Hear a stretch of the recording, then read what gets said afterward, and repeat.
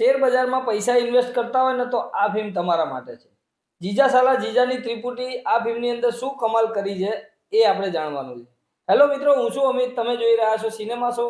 Cinema show પર આજે ચર્ચા કરીશું જીજા સાલા જીજાના મૂવી રિવ્યુ વિશે. આ કાર જે પ્રોડક્શને બનાવી હતી, વ્રજ પ્રોડક્શન, એ પ્રોડક્શને આ ફિલ્મ પણ બનાવી છે.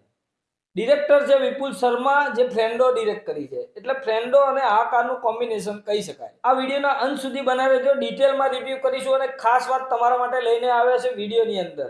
અને ચેનલને સબસ્ક્રાઇબ ના કરી હોય તો ચેનલને સબસ્ક્રાઇબ કરી લેજો, બેલ આઇકોન પ્રેસ કરી લેજો અને બીજા પણ સોશિયલ મીડિયા એકાઉન્ટને ફોલો કરી શકો છો. આ ફિલ્મ 2 કલાક અને 17 મિનિટની ફિલ્મ છે. ફેમિલી ફિલ્મ છે, ફેમિલી સાથે જોઈ શકાય એવી ફિલ્મ છે. આ ફિલ્મનું ટ્રેલર જોયું એટલે બધાને કહાની સમજમાં આવી ગઈ છે. શેર બજારમાં પૈસા રોકી અને એમને જે નુકસાન થાય છે, નુકસાનની ભરપાઈ આ લોકો કઈ રીતે કરે છે, કંઈક આડા આવડા ધંધા કરે છે કે નથી કરતા અને કઈ રીતે આમાંથી બહાર આવે છે, એ બધી કહાની આ ફિલ્મમાં. હું આ ફિલ્મથી વધારે પડતી ઉમ્મીદ લગાવીને બેઠો હતો, કેમ કે આ કાર જે વ્રત પ્રોડક્શને આપી છે પ્લસ વિપુલ શર્મા ડિરેક્ટર, જેમની ફ્રેન્ડો મને ગમી હતી, એટલે આ ફિલ્મ જોડે મેં વધારે અપેક્ષા. ફિલ્મની શરૂઆતમાં કેરેક્ટરનું જે ઇન્ટ્રોડક્શન બતાવેલું છે એ બહુ સરસ રીતે બતાવેલું છે. પછી ફિલ્મ જેમ જેમ આગળ વધતી જાય છે એમ એમ ફિલ્મ નબળી પડતી જાય છે.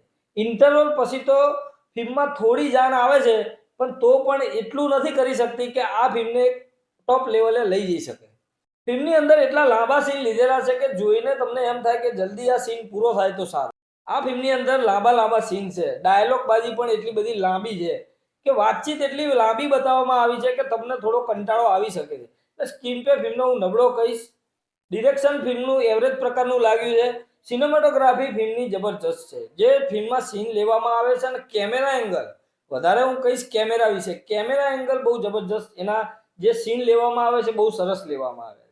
મ્યુઝિક અને બીજીએમ આ ફિલ્મનું એવરેજ પ્રકારનું છે. એક બે સોંગ છે જે તમને મજા આવે છે, પણ ફિલ્મનું બીજીએમ અહીંયા ખાસ કંઈ વર્ક કરતું નથી, કેમ કે ડાયલોગ એવા જે પકડમાં આવતા હોય એવા ડાયલોગ, અને ત્યાં એ બીજીએમ આવવું જોઈએ, નીકળવું જોઈએ, એ નથી નીકળતું આ ફિલ્મની અંદર. એટલે બીજીએમ અહીંયા હું થોડું નબળું કહીશ.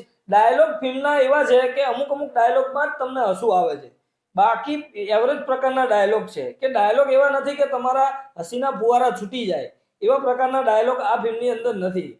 મને એવું લાગે છે કે ફિલ્મ ફક્ત એક સોંગના આધારે ચલાવવાનો વિચાર હોઈ શકે છે, કેમ કે ફિલ્મનું રાઇટિંગ અહીંયા નબળું દેખાય છે.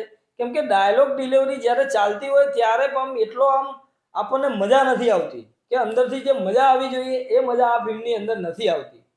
તો વાત કરીએ ફિલ્મની અંદર સારું શું છે, તો સારું કંઈ ખાસ એટલું બધું નથી, પણ ફિલ્મમાં એક્ટિંગ બધાએ સારી કરી છે. તુષાર સાધુની એક્ટિંગ સારી છે, રાગી જાનીની એક્ટિંગ સારી છે. કુશલ મિસ્ત્રી હજુ એમના રીલના જે કેરેક્ટરમાં છે એમાંથી હજુ બહાર આવવું પડશે એવું મને લાગે છે પર્સનલી. જય પંડ્યાએ અહીંયા એક્ટિંગમાં ઇમ્પ્રેસ કર્યા છે. ખાસ કરીને હું વાત કરીશ, જય પંડ્યાનું કામ આ ફિલ્મની અંદર સારું છે.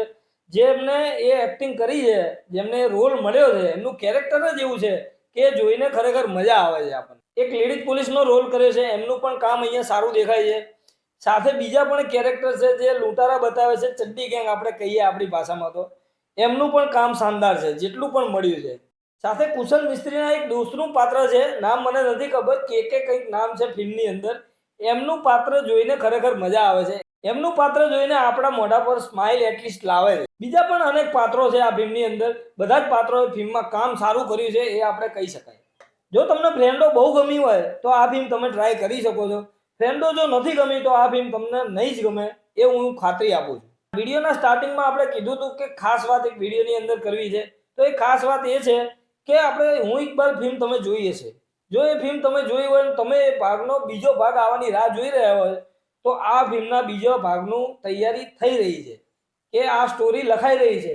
એક ન્યૂઝ મારી પાસે આવ્યા છે કે બીજો ભાગ બનવાની શક્યતાઓ 100% વધી ગઈ છે. એટલે આવતા 1-2 વર્ષમાં આ ફિલ્મ પણ સિનેમાઘરમાં આવી શકે. રિવ્યુ પર પાછા આવીએ તો જીજા સાલા જીજાની હું ત્રિપુટીની વાત કરું ને તો એટલી કન્વિન્સિંગ જોડી નથી લાગતી. એમની કેમેસ્ટ્રી જામે છે ફિલ્મની અંદર, પણ જે કેરેક્ટર ડેવલપ થવા જોઈએ એ નથી થઈ રહ્યા.